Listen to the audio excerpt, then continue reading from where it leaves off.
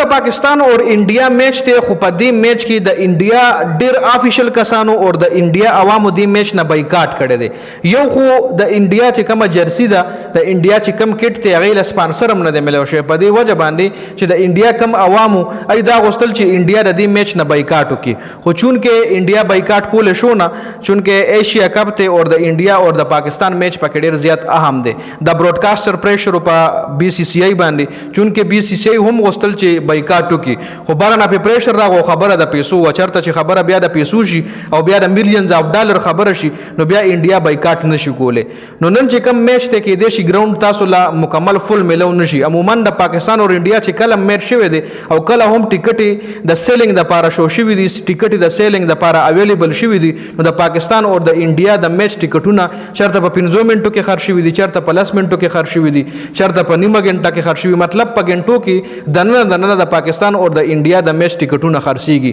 خو کیدای شي نن میچ کې تاسو له ګراوند مکمل فل میلو نشي ځکه د انډیا عوامو هم ډېر باري مقدار کې د دې میچ نه بایکاټ کړی دی او د انډیا عوامو د انډیا ټیم له هم وی چې تاسو د دې نه بایکاټ وکړئ. او دا میچ چونکې په دوبۍ کې دی نو دوبۍ یو داسې علاقه ده چې پای کې انډین ډېر زیات دي. که تاسو تیر شوي میچونه هم د پاکستان اور د انډیا په دوبۍ کې کتلي وي نو پای کې د انډیا کراوډ ډېر زیات وي د پاکستان کراوډ هم وي دا نه چې د پاکستان ني خو د انډیا 70% اور 30% پکې د پاکستاني لکه سل کسان چې ګراوند ته راشي نو کې او یا د انډیا وي اور 10 پکې د پاکستان وي. لکه په دوبۍ کې انډین ډېر زیات دي تاسو آلریډي پته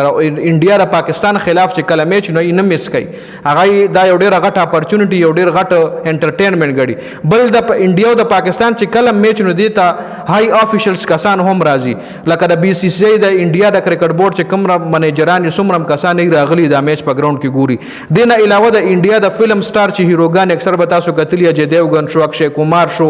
انیل کپور شو داسې ډېر کلاډیان داسې ډېر کلاډیان نه سوري هیروز چې کوم بالیوډ اکټرز دي نو یې راغلي وي دغه میچ په ګراوند کې ګوري. نو دا ځل هغه بالیوډ اکټرز هم د دې میچ نه انکار کړی دی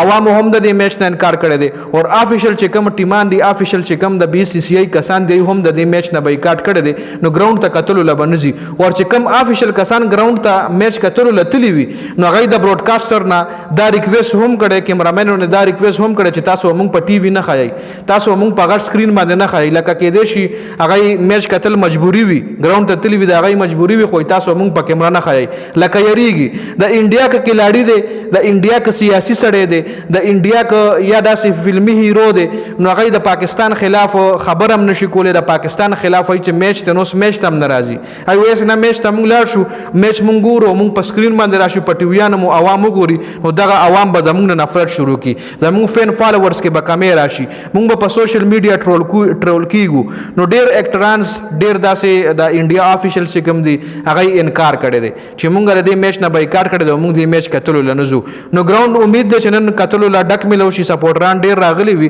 خو د انډیا عوامو د دې میچ نه بایکاټ کړی دی آلریډي.